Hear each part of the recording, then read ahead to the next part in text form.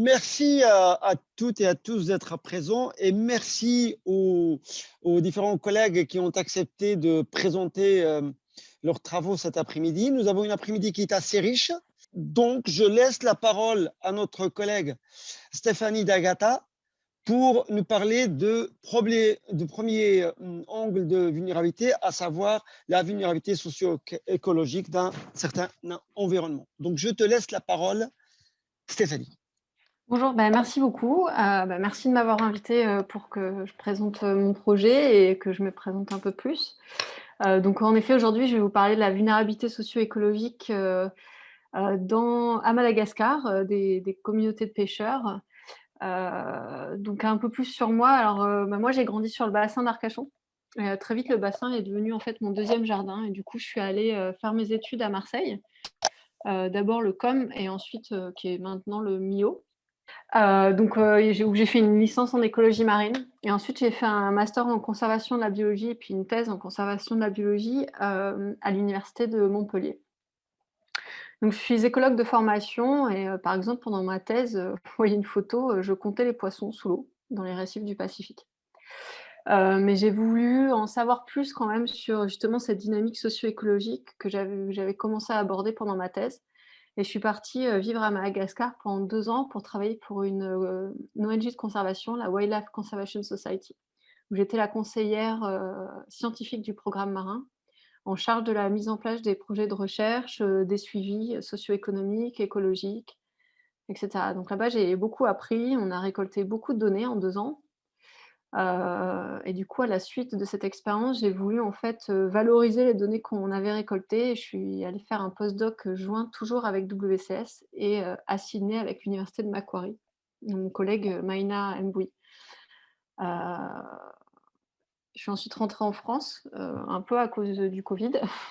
Je fais un postdoc au MNHN et ensuite j'ai obtenu, à la fin de l'automne dernier, une bourse du Labex Corail, une bourse de postdoc pour travailler sur, la vulnérabilité socio-écologique, à Madagascar, donc revenir à Madagascar.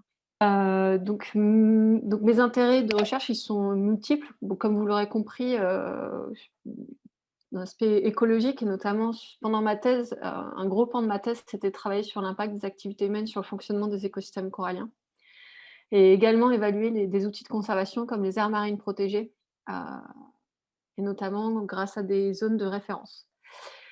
Plus tard, notamment à WCS, j'ai travaillé sur les effets du changement climatique sur les écosystèmes côtiers, notamment aussi mon postdoc au MNHN et plus récemment, également à WCS, mais pendant mon postdoc à Macquarie, sur la vulnérabilité socio-écologique des communautés de pêcheurs et ce qui est aussi en fait, l'objectif de mon postdoc actuel. Donc rapidement, je vais faire le point sur quelques-uns de des résultats, de ma thèse et notamment, comme je dis, on s'intéressait au fonctionnement des écosystèmes et notamment on a utilisé des indicateurs de la biodiversité multifacettes, c'est-à-dire la richesse en espèces, la diversité fonctionnelle et la diversité phylogénétique. Pourquoi? Parce que ces 2 derniers, la diversité phylogénétique et fonctionnelle, en fait, ils sont plus sensibles à l'impact humain, que la diversité en espèces et que ça en fait, ça ce sont des indicateurs des fonctions présentes dans les communautés et donc indicateurs du fonctionnement de l'écosystème. Heu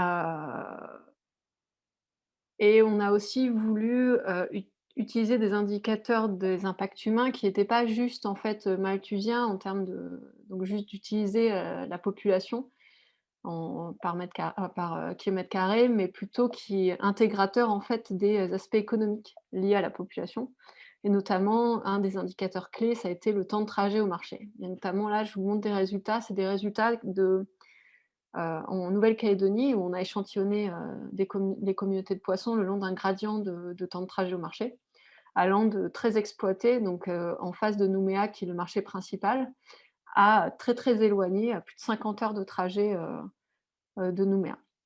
Et ce qu'on a montré en fait, c'est que, forcément, plus on est loin, plus on a de diversité fonctionnelle.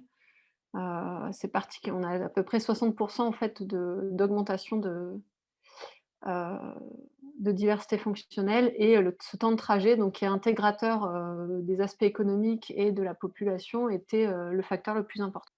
Donc ça, c'était un des résultats, marquants, de ma thèse et après cette étude en fait, j'ai été, collaborateurs dans une étude qui a été, dont le but, en fait, c'était de déterminer les facteurs influençant la biomasse de poissons, cette fois, à l'échelle globale. Et on est allé plus loin, en fait, que le temps de trajet, mais on a utilisé la gravité humaine, qui est en fait qui est vraiment la fonction de la gravité, mais qui est fonction et de la population et du temps de trajet au carré. Et encore une fois, en fait, cette métrique qui était encore plus intégratrice que le temps de trajet au marché était le facteur le plus qui influençait le plus la biomasse de poissons dans les récifs coralliens à l'échelle globale. Dans un deuxième temps, un grand pan de ma thèse, c'était s'intéresser à l'évaluation des outils de conservation et de gestion de la biodiversité, donc les aires marines protégées. Notamment pour faire un rappel, en fait, qu'est-ce qu'une référence écologique? En fait, actuellement, donc là, on a un petit graphe conceptuel, en fait, on va de moins 50 000 ans à maintenant. Et en fait, les aires marines protégées, en fait, leur efficacité, on les compare, par exemple, on les compare à des zones pêchées. Et donc le delta, là, cette différence, on dit que voilà, c'est l'effet des aires marines protégées. Et donc ça, c'est la norme, en fait, des références. Mais on sait que la biodiversité était bien plus importante il y a 50 000 ans. Et donc finalement, on est dans une problématique, en fait, où on a un problème de normalité rampante. C'est-à-dire que au fur et à mesure des générations, on a une perte insidieuse de la biodiversité. Et finalement, chaque génération considère que ce qu'elle a connu dans sa jeunesse est vierge et que ça s'est dégradé au cours de sa vie. Donc c'est le phénomène de normalité rampante ou amnésie du paysage. Et donc on a besoin d'évaluer les AMP au regard du passé, parce qu'on voit bien que le delta, en fait, il est bien plus important si on prend en compte le passé. Alors évidemment, il ne s'agit pas de revenir de retourner dans des écosystèmes passés, c'est pas ce qu'on dit. Mais en tout cas, on se posait la question de qu'est-ce que pourraient être les bonnes références pour les aires marines protégées. Et donc on a utilisé une approche Space for Time où finalement, au lieu de revenir dans le passé, on va chercher des zones très éloignées des activités humaines. Donc ça, c'était une des activités de ma thèse. Et on a échantillonné des zones très très éloignées, donc comme je vous l'ai dit, à plus de 50 heures de trajet d'un marché.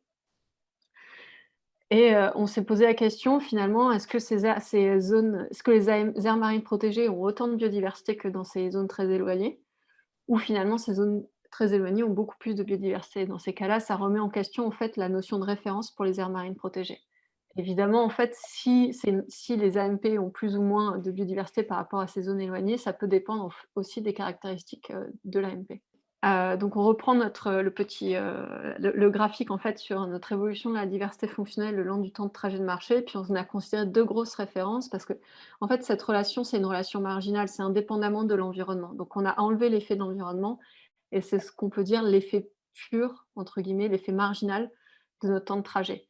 Et donc grâce à cette relation, on a considéré 2 références, celle exploitée qui a moins de 3 heures d'un temps de trajet et une autre référence qui est au-delà de 20 heures de temps de trajet, qui est considérée comme notre référence de zone très éloignée. Et finalement, ce qu'on montre, c'est ici en fait, le graphique de droite en fait, c'est donc à gauche notre diversité fonctionnelle notre distribution de la diversité fonctionnelle dans les zones très exploitées, tout à fait à droite dans les zones très éloignées. Et entre, en fait, on a plusieurs aires marines protégées qui ont des caractéristiques différentes. Donc on a des petites et jeunes, des grandes et jeunes, et notamment une grande et très vieille. C'est la réserve Merlet au sud de la Calédonie, qui a 40 ans et qui est vraiment très, très grande. Et en fait, ce qu'on voit, donc indépendamment de l'environnement, des conditions de l'environnement, que finalement, même la plus grande et la plus vieille aire marine protégée en Calédonie n'atteint pas des niveaux de biodiversité dans les zones très éloignées du marché, indépendamment de l'environnement. Donc ça, c'était un résultat majeur de la thèse. Donc finalement, un des résultats, voilà, c'était que ces zones très éloignées, même si évidemment, ce ne sont pas les écosystèmes passés, on en est bien loin, ça reste quand même des références pour les aires marines protégées et ça reste quand même des sanctuaires de biodiversité, même si c'est relatif, tout est relatif. Ensuite, pendant surtout mon passage à WCS et mon postdoc à Macquarie, je me suis intéressée aux effets du changement climatique sur les écosystèmes côtiers, mais je ne vais pas trop discuter de ça ici. Je vais plutôt m'intéresser à l'autre thème de recherche qui est la vulnérabilité socio-écologique des communautés de pêcheurs dans les pays du Sud. Et notamment, bon, on sait tous que quand ce qui concerne les pêcheries, en fait, les captures de pêche, vont diminuer du fait des changements globaux. Ça va être la surpêche, mais aussi, les changements, physiques et biogéochimiques dans les océans qui font que la productivité diminue. Et c'est particulièrement vrai dans les pays du Sud. Et donc, les communautés de pêcheurs vont devoir s'adapter aux changements globaux. Et donc une des questions que je me suis posée quand je travaillais quand je suis allée à Madagascar, c'était finalement quels sont les déterminants de la capacité d'adaptation des pêcheurs? Donc les capacités d'adaptation sociales des pêcheurs. Et donc on a grâce à des données socio-économiques, on a, mesuré en fait un indice, de capacité d'adaptation qu'on a modélisé, grâce à des modèles mixtes, en fonction de plusieurs, variables et notamment notre fameux temps de trajet au marché, heu, le niveau de stress climatique que les communautés ont vécu par le passé, mais aussi l'éducation, la présence de mareyeurs dans le village et cetera. Et en fait, les résultats principaux, de cette étude, ça ont montré que, bah, plus on est loin d'un marché, moins on a de capacité d'adaptation. Par contre, s'il y a un mareyeur dans le village, on a plus de capacité d'adaptation. Donc ce lien avec le marché, il est très important pour la capacité d'adaptation. Pourquoi? Parce que c'est du réseau, mais c'est aussi, l'accès à l'innovation, à l'éducation et cetera. Également, plus on a été, soumis à des stress climatiques, moins on a de capacité d'adaptation, potentiellement parce qu'ils sont trop rapides et du coup, c'est dur de s'adapter et on fait plutôt que les subir.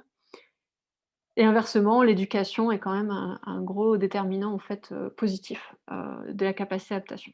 On s'est aussi intéressé à coupler en fait, les conditions écologiques, heu, autour en fait des villages, échantillonnés et la capacité d'adaptation moyenne. Et ce qu'on voit, ce qui était intéressant, c'est que dans les zones les plus, perturbées, donc vraiment des écosystèmes qui ont totalement shifté, en fait, la capacité d'adaptation, elle est en moyenne assez faible. Ça fait partie des plus faibles.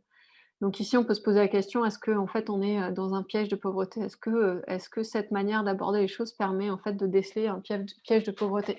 C'est une question, j'ai pas forcément la réponse, c'était une discussion, dans le papier. Un autre point important, c'était, vous voyez ces distributions, entre fer et port ici, c'est 80 des pêcheurs, en fait, qui se retrouvent dans ces 2 catégories.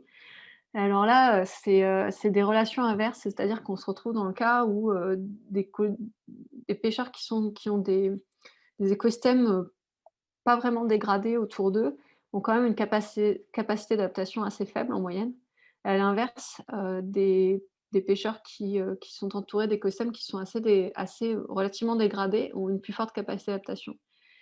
Et là, se pose aussi la question, est-ce qu'on va vers, on est dans des processus de piège de pauvreté où finalement, on se retrouve avec des pêcheurs qui ont peu de capacité d'adaptation en moyenne, heu, mais des conditions écologiques, des ressources qui sont plutôt en bonne santé, donc est-ce qu'ils vont être, tentés en fait de surexploiter? Sachant qu'un résultat qui est important, c'est que quand on demande à ces pêcheurs, si les ressources diminuent, est-ce qu'ils sortiraient en fait de la pêche? 90 restent resteraient pêcheurs. Donc on se demande voilà si, quand on des pêcheurs qui ont une faible capacité d'adaptation, donc potentiellement aussi ils sont plus pauvres, ont des ressources en plutôt bonne santé, est-ce qu'ils vont être tentés de surexploiter et du coup on va rentrer dans un piège de pauvreté? De l'autre côté finalement, est-ce qu'on n'est pas déjà aussi dans un piège de pauvreté où en fait les pêcheurs même s'ils ont une forte capacité d'adaptation, ils ont quand même des ressources qui sont dégradées et donc est-ce que leurs conditions socio-économiques va pas se dégrader à la suite? Donc ça c'est une question qui reste en suspens. Et là, c'est intéressant en fait, pour moi, c'était intéressant de voir ça entre mon travail de thèse et ce travail-là, de voir entre le lien entre le marché, la capacité d'adaptation sociale et l'exploitation des ressources parce que, bah, plus on est loin d'un marché, moins on a de capacité d'adaptation, mais ça protège aussi les ressources de la surexploitation. Donc c'est complexe et bon, de toute façon, c'est le dilemme en conservation. Et aussi, une des questions qui reste en suspens, c'est la caractérisation des pièges de pauvreté. Est-ce que là, on peut dire qu'on est potentiellement dans des pièges de pauvreté ou pas? Et donc voilà, tout ça aussi a pas mal motivé, bah, le projet, mon projet de postdoc actuel pour tenter d'aller plus loin, essayer un peu de comprendre toutes ces dynamiques à l'échelle plus locale avec des données plus précises. Donc la problématique de mon projet actuel, donc la vulnérabilité socio-écologique dans le sud-ouest de Madagascar. Donc je l'aurais dit ici, mais on sait que ça c'est une étude de l'AM et collaborateurs en 2020 montre que la chute potentielle en fait des captures par bassin océanique d'ici 2050, donc c'est dans 2 décennies. Il montre que c'est variable suivant les bassins océaniques, et particulièrement plus élevé en Atlantique et dans le Pacifique, 48 et un peu plus faible dans l'océan Indien, moins 30 et que ça va particulièrement toucher en fait, les pays les plus vulnérables, notamment, les pays du Sud et surtout en Afrique et en Asie. Donc clairement, le défi et l'urgence des 2 prochaines décennies, c'est d'identifier des mesures d'adaptation pour les communautés de pêcheurs pour réduire la vulnérabilité au stress. Donc qu'est-ce que la vulnérabilité? Donc c'est la possibilité qu'un système, donc un individu, une communauté, subisse des dommages en réponse à une pression, un danger ou un risque. Et c'est fonction de l'exposition, de la sensibilité et de la capacité d'adaptation. Cette dernière qui diminue en fait la vulnérabilité. Et dans le cadre en fait des problématiques des pêcheries, on est dans un système socio-écologique, donc il vaut mieux étudier en fait la vulnérabilité socio-écologique qui va coupler en fait le système écologique et socio-économique. Et l'objectif, c'est d'identifier les plus vulnérables, mais aussi d'identifier les leviers d'action potentiels pour renforcer la capacité du système à réagir face aux risques.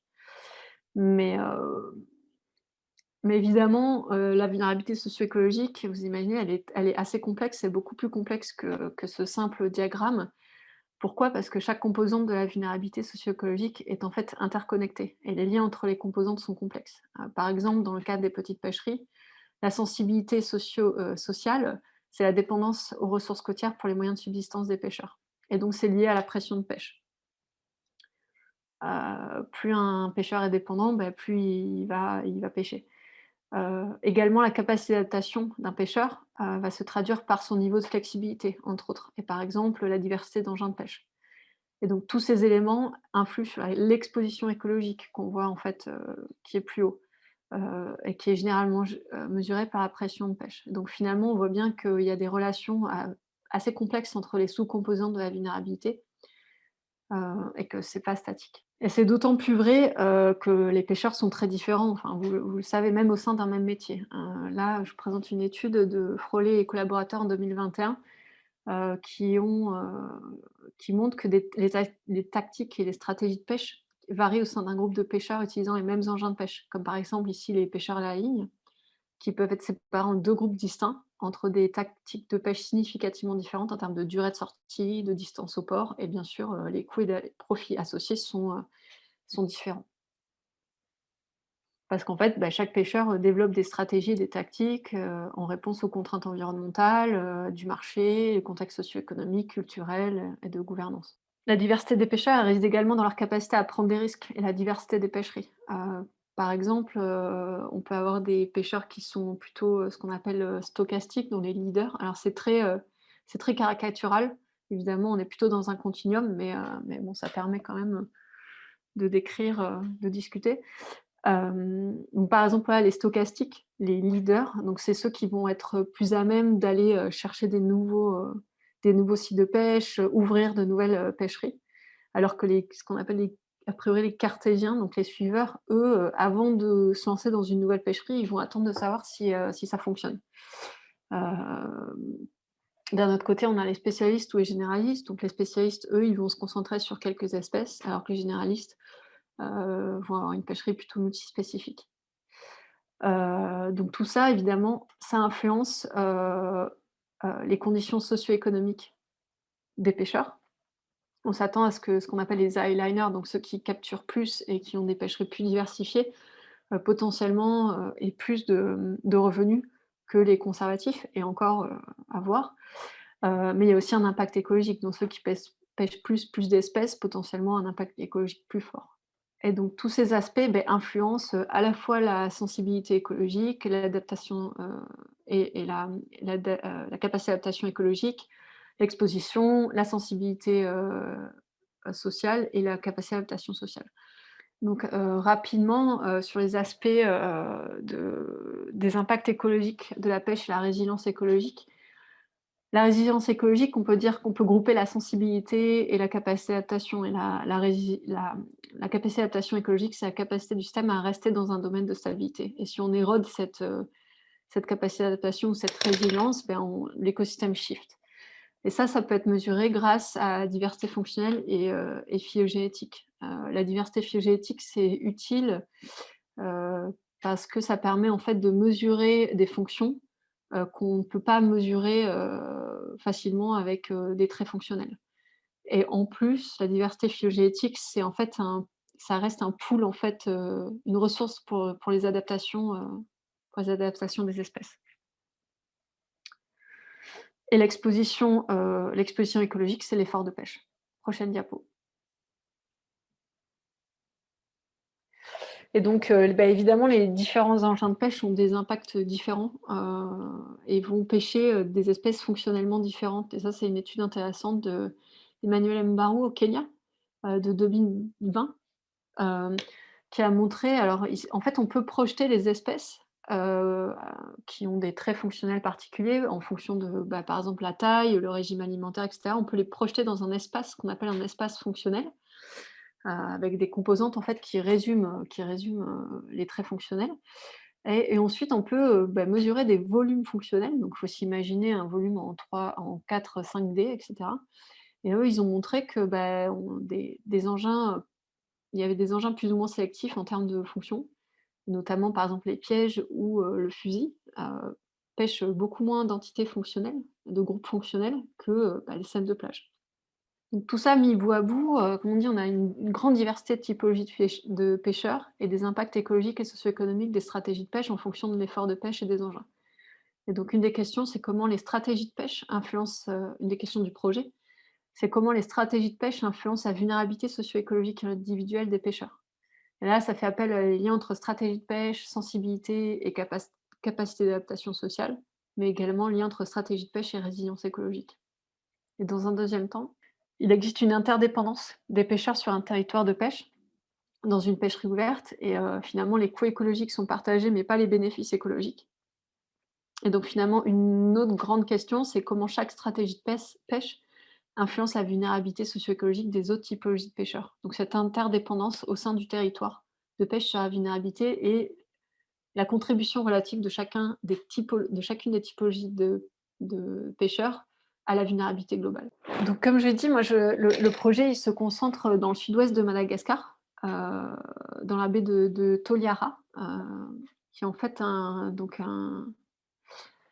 récif corallien. Vous voyez, on a une grande barrière, ce qu'on appelle le grand récif de Toliara. Il y a à peu près un peu plus de 200 000 habitants, à Toliara et aux alentours et une forte exploitation des ressources côtières. On a l'ethnie des Vèzes qui sont en fait des pêcheurs, traditionnels et bien sûr, une forte dégradation des habitats dues aux activités humaines, depuis des décennies. Il faut savoir dans les années 60, sur ce grand récif de Tullard, il y avait des couvertures coralliennes allant de 30, 40, 50 jusqu'à 100. À l'heure actuelle, enfin déjà entre 2001 et 2010, c'est allé plutôt, de 15-30 sur la récif externe, mais 1 à 2 sur le platier et 2 à 20 sur, la pente, intérieure.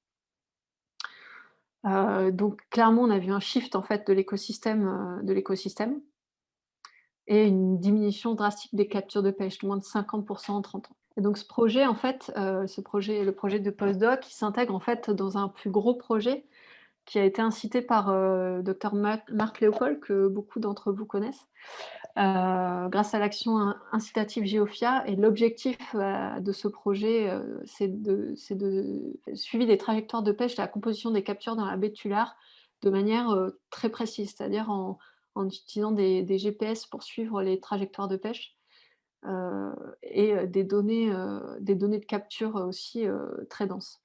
Et il y a plusieurs thèses qui sont en cours, la thèse de Sandra Ranavei-Mananan et Faustina Tobey-Ivoquet, qui se concentrent justement sur ces, problématiques de capture de pêche et de trajectoire de pêche. C'est un gros travail et des enquêtes socio-économiques aussi dans 4 villages de la baie de Tuléar.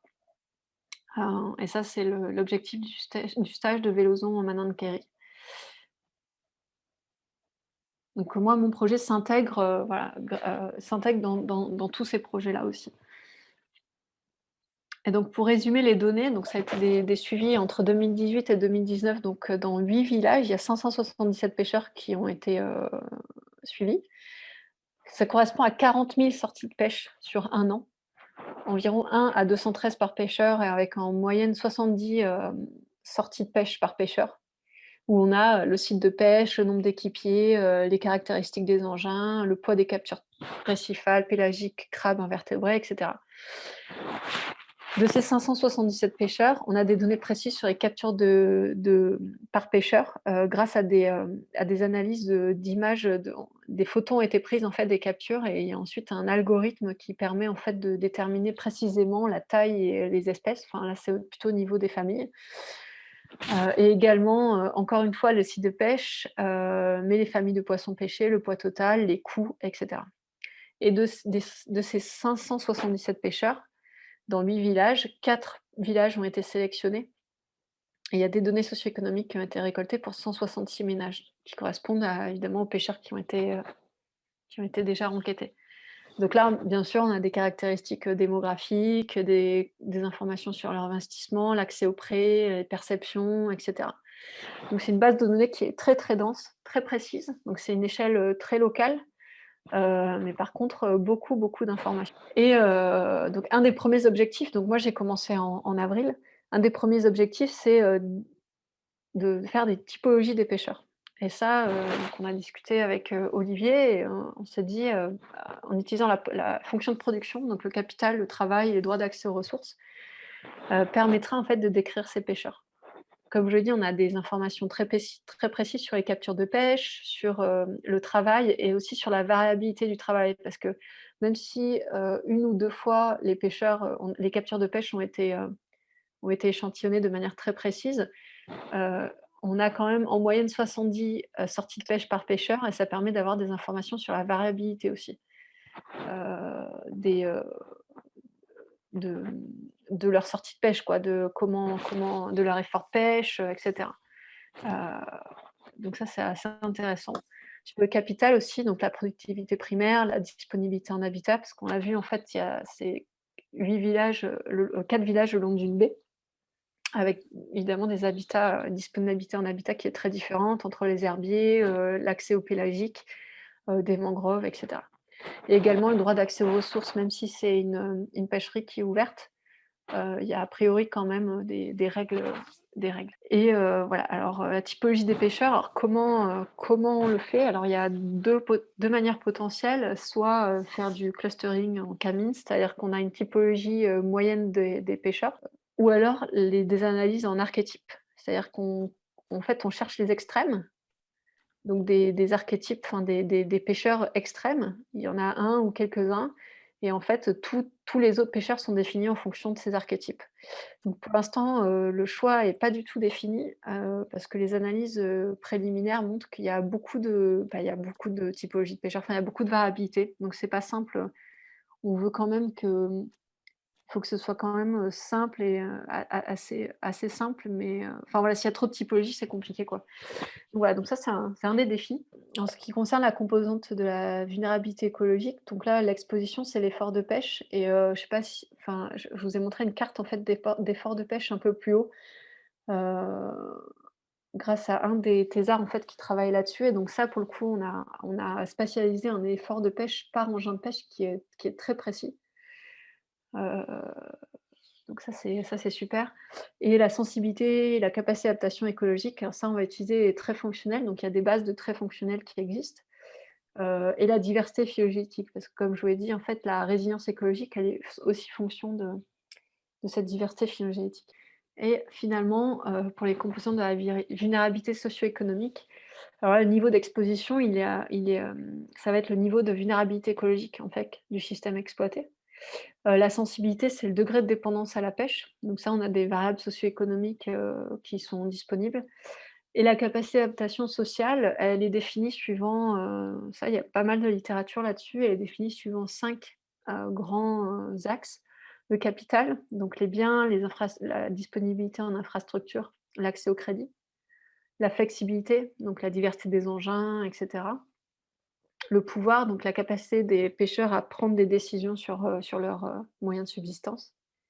Les connaissances, la perception des changements qui sont, et l'organisation sociale. Est-ce qu'ils font partie de réseaux, d'associations, le niveau de confiance dans la communauté. Donc tout ça, mis bout à bout, permettent en fait de calculer des indices de capacité d'adaptation sociale. Mais il y a quand même beaucoup de défis. Donc comme je vous l'ai dit, la typologie des pêcheurs, c'est pas simple. Quelque chose que j'ai pas discuté en profondeur, c'est, le lien entre la vulnérabilité socio-écologique et la pauvreté. Parce que ce qui se passe, c'est que les pêcheurs sont quand même, enfin le taux le 90 des pêcheurs qui ont été interviewés en fait, sont au-dessous du seuil de pauvreté. Mais eux ne se perçoivent pas comme pauvres et surtout, beaucoup de gens, rentrent dans la pêche, trouvent que la pêche est quand même, très lucrative. Donc là, il y a une complexité où finalement ils se perçoivent pas comme vulnérables, ils sont pas forcément c'est pas forcément les plus pauvres en fait, les pêcheurs. Donc ça, c'est une question aussi qu'on aimerait élucider, pendant ce projet et comme on a déjà parlé, c'est quelque chose que j'ai abordé quand j'ai discuté du papier sur la capacité d'adaptation sociale, c'est l'identification de ces pièges de pauvreté. Est-ce qu'on va arriver à déterminer si les pêcheurs sont dans des pièges de pauvreté? Bon, bah, si vous avez des questions, si je peux revenir, sur, Bien, merci Stéphanie pour cet exposé. Donc, eh bien, vous pouvez activer vos micros si vous avez des remarques, des questions.